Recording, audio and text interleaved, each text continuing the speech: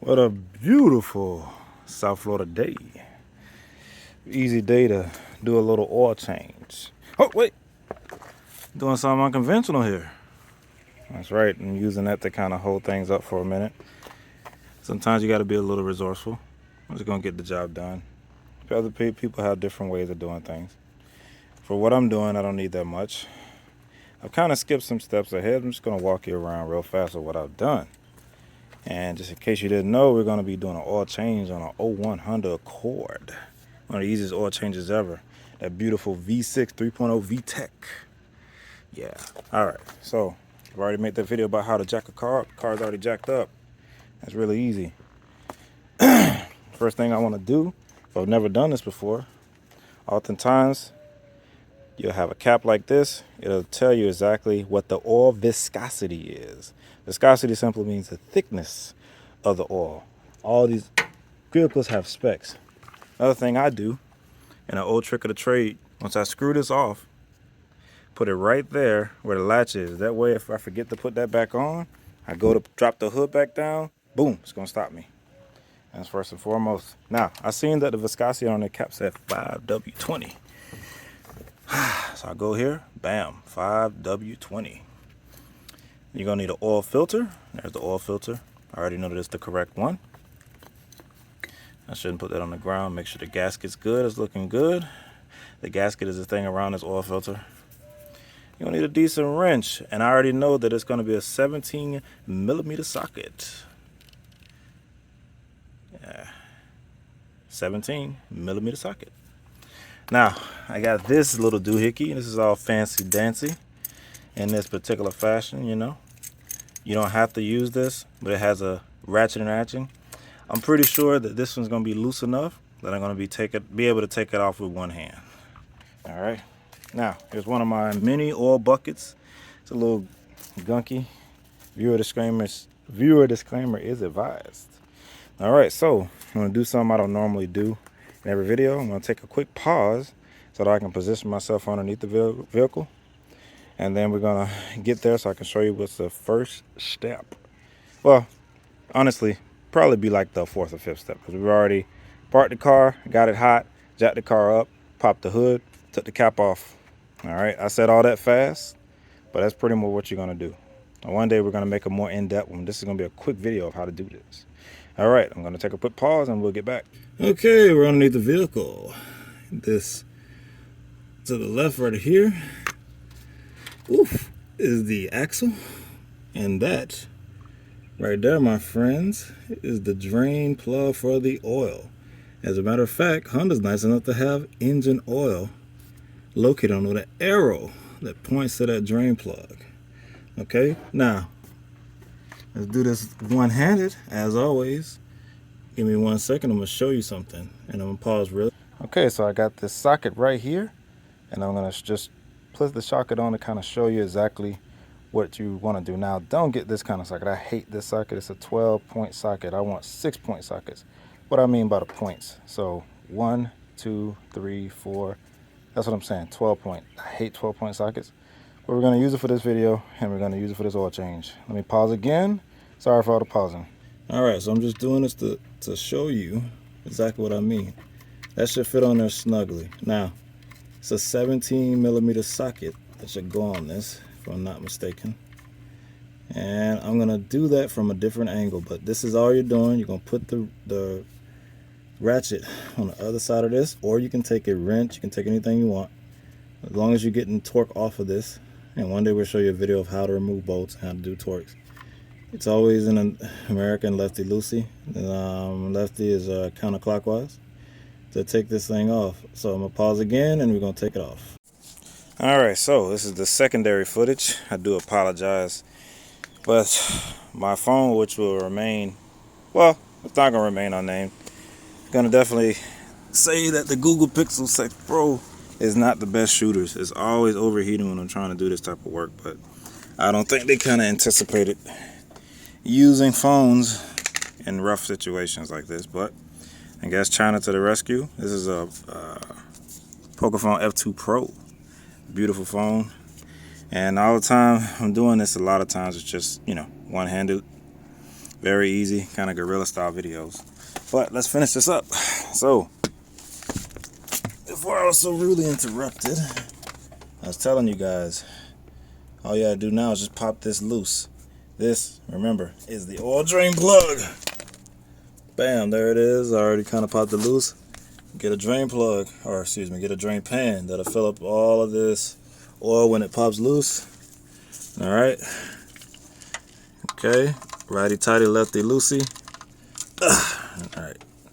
Yeah, I'm not that strong. I literally loosened it already. And what I do, I come with my hand. Just kind of do it by hand after that. In this particular fashion, I don't want it to go by hand, but that's okay. Okay. And this part is like watching paint dry, so I'm just going to kind of skip. Alright, so I skipped ahead. I'm going to show you something. The drain plug is almost loose. And what I've done, I went ahead and got a rag. You can get any type of rag, but this is not really a rag, more of a shop towel, kind of paper towel. But you want a cloth, kind of towel cloth kind of rag, because in this particular fashion, the car was a little hot. You want to let this car kind of sit normally, 10 to 15 minutes, let everything kind of cool down, because metal is very hot, when it gets heated. So I went ahead, got that rag, and I'm going to show you exactly what I'm going to do with that rag in a moment. Alright, so remember, this is so loose, I can do it by hand, and it's starting to trickle out a little bit and drip. I'll try to get in there a little bit better so you guys can kind of see what I'm saying. And whoop, there it is. So, it's starting to trickle out and dribble just a little bit, see there? Alright. That's a little bit. So now that it's doing it a little bit, I'm going to go with this rag to kind of shield myself from... Now look, I know it's going to come out. So I just, from experience, I'm moving it up to kind of anticipate things. But doing it for the first time, you might not understand that. But you'll see. Okay? So I'm doing it little by little. There she is. Perfect almost every time. Almost every time. Okay? Really simple. Alright. Now I'm going to let that drain out. And I'm going to come back.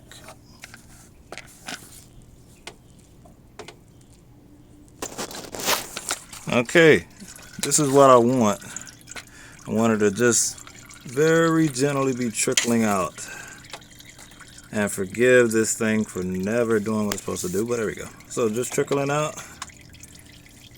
Alright, there's a term I use for it, but I won't say it on cam. But that's what I want it to do. It don't have to be perfect. Just a little bit. Then what we'll do, we'll come in there and we'll start running this on there. Just like that. Now, I do not want to what they call cross thread this thing, but years of experience shows me how to do this. Okay, I do not want to cross thread this thing. I want this to go on nice and smooth, just like that. All right, it's hard to kind of see from this angle, but most often time when you're doing it, you're going to be at a different angle. You don't have to be at this angle on that. It's more comfortable and convenient for me because I'm a little bit, lanky and longer, so I can reach my arm in there. But look, I'm all doing it all by hand. I don't want this to be cross-threaded. Again, don't want it to be cross-threaded. It should easily go on. For some reason, modern day terrible shops don't understand this concept. But again, just boom, boom, boom. Very simple. Very minimal effort to put this back on there. Alright, and when that's down, I'm going to move this out of the way just momentarily because we're going to end up taking off this, which is the oil filter. Alright, now that I got that on there, I'm going to take my rusty dusty ratchet, or my handy dandy ratchet actually, and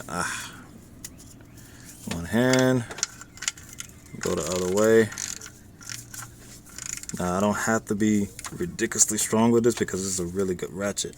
But as long as it's nice and snug on there, and I got a decent amount of resistance, I'm good. I don't have to go any further than that. I'm not using a power tool to put this thing on. That way it's easy to come off the next time. It's got it just enough so this doesn't drip. You see? And we're good to go. We don't have to reinvent the wheel here. Okay? Now I'm going to pause this for a little bit. Alright, we're going to get fancy dancy here for a second. This is a specialized snap-on tool. You do not need this. But you cannot easily use like a wrench to get this off. But it's always counterclockwise to do this. It's hard to see from this angle. But all I'm doing is just twisting it to come off. That's all I'm doing. And this spider thing likes to be a pest sometimes, but what I need is an extension. But that's okay. Let's do this here. It's hard to do it with one hand. Alright, so I've already cracked this loose. Okay, with this doohickey. Again, this is a snap-on tool. It's nothing fancy. Well, it is something fancy, I'm sorry. And I actually put my strap on 3/8, which is the workhorse of a lot of the work that I do. Okay, there you go. Got your oil pan. I'm gonna come here. I'm just gonna twist. Alright, maybe the Pixel wants to play nice now. Turned out to be one of the longest oil changes of all time. Alright, so I've already done this, or removed this. Okay, this is the oil filter. We already established what that was. Okay, I'll take it, put it here, and what I want to see when I'm taking this off, I'm going to compare it with the new one, but I want to make sure that the gasket is on top of that, because you want to avoid something called double gasketing. Okay, and that's not the most professional way of saying it, but basically the top of this screws in, and I'm gonna try to get you an angle of what it is, but it screws into a filter housing. All right, and it's threaded up through this. You can kind of see those threads, and the gasket is what stops. Anytime you get liquid and fluids on these vehicles, you got gaskets to kind of, you know, stop that fluid from coming out. Okay, now if you don't have this, obviously you drive off and it's just gonna leak oil everywhere. But if you have one remaining gasket from the old one, it's going to stay stuck to that housing. All right, and it's going to double gasket and not seal properly. Now I'm going to take this new one. I'm going to do a little comparison.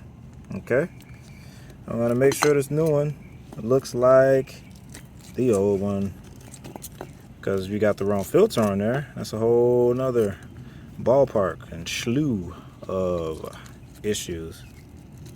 Of course, this thing wants to be ridiculous, but hey, let me take a pause and take that plastic off. Okay, got the plastic off. It's hard to do that with one hand, but I love doing this with one hand. All right, so what I'm gonna do, I'm gonna take some oil from where we just recently drained that oil. I'm just gonna put it around the rim of this new one. Old mechanic trick. Gonna make sure that everything seals properly. All right, very therapeutic actually. It used to be one of my favorite things to do, changing oil 10 years ago. Still is one of my favorite things to do. Now I'm gonna take this so that I can dispose of it later. All right, and let me just get a pause so we can get this a good angle of how I'm gonna seat this back on. Okay, so that was what I was talking about with the threads, that right there. Well, filter housing. Okay, now if you look around there, there's no gaskets. It's a nice, clean, smooth surface. That's exactly what I want. So I'm gonna first, as always, start this by hand. I cannot preach any more of the importance of that. Okay, now look, nice and loose. And look, I can even do this with one finger. No, maybe not. Well, we're gonna keep going. All right, and just when I get it to where it's mating against that surface, I'm gonna take me a little rag at the bottom of this, Always keep some shot brass handy. I normally used to be as good to not even have a drip drop on this thing, but hey, you don't have to gorilla strength it. You don't really have to use all these fancy tools. All you're gonna do is give it a quick turn. Make sure it's nice and snug, just like that drain plug. And you, my friend, should be good to go. All right, that pretty much is gonna conclude how you drain the vehicle. And I'm gonna pause and show you how you fill up. All right, as you can see, our makeshift efforts have been futile. Just went ahead and decontracted, and now this one is starting to decontract, but that's okay. All right, so I'm gonna put some oil in. All right, and this is really gonna conclude our video. We already know that we have the drain plug tight. We already know that we have the oil filter tight. That's the main two things we wanna worry about first before we finish this off, okay? The rest is pretty simple, okay? I've already removed the cap, because as you know, I'm doing this with one hand, okay? So, if you're a beginner, or most people, will want to use a filter, okay, to try to do this. Me, I'm pretty decent at this, or I can do it without the filter.